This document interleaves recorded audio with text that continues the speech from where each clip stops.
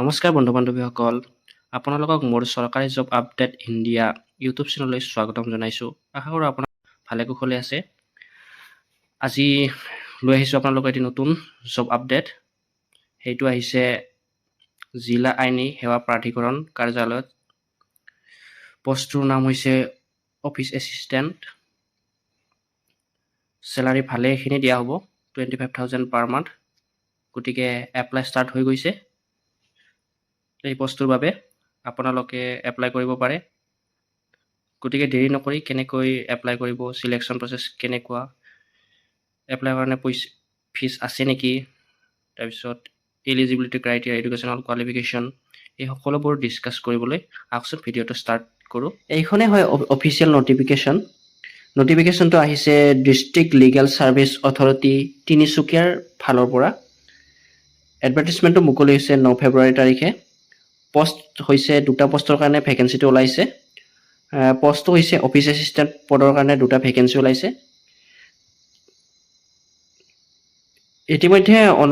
ইতিমধ্যে application start হৈ গৈছে। Submission of application start from 10 ফেব্ৰুৱাৰী তাৰিখে ষ্টাৰ্ট হৈ গৈছে আৰু লাষ্ট ডেট হৈছে ছাবমিশ্যন অফ এপ্লিকেশ্যন ফ্ৰম 12 মাৰ্চলৈকে আপুনি আবেদন কৰিব পাৰিব।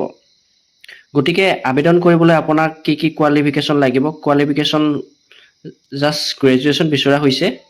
লগতে কেইটামান স্কিল বিচাৰিছে। সেইকেইটা হৈছে basic word processing skill, good typing skill থাকিব লাগিব।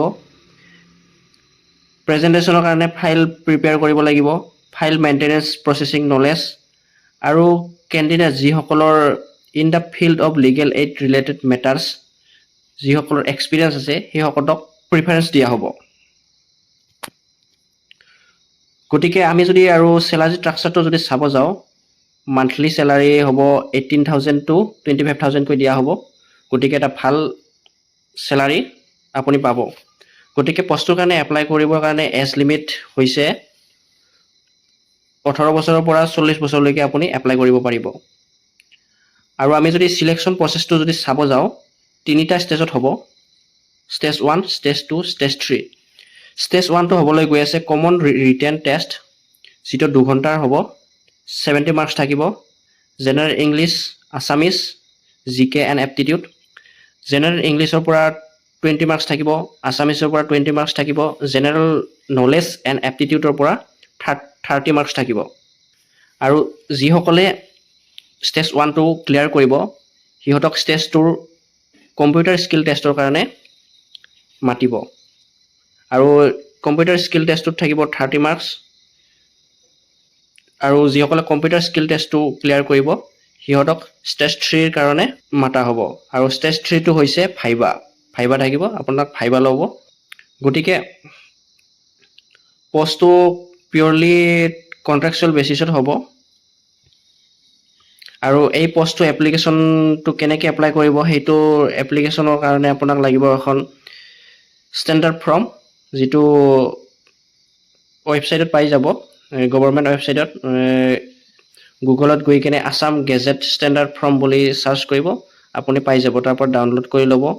লগতে আপোনাৰ লাগিব ফটোকপি লাগিব, ৰিলেভেণ্ট ডকুমেণ্ট, এডুকেশ্যনেল কোৱালিফিকেশ্যনৰ ভিতৰত HSLC, হায়াৰ ছেকেণ্ডাৰী আৰু ডিগ্ৰীৰ চাৰ্টিফিকেটসমূহ ল'ব।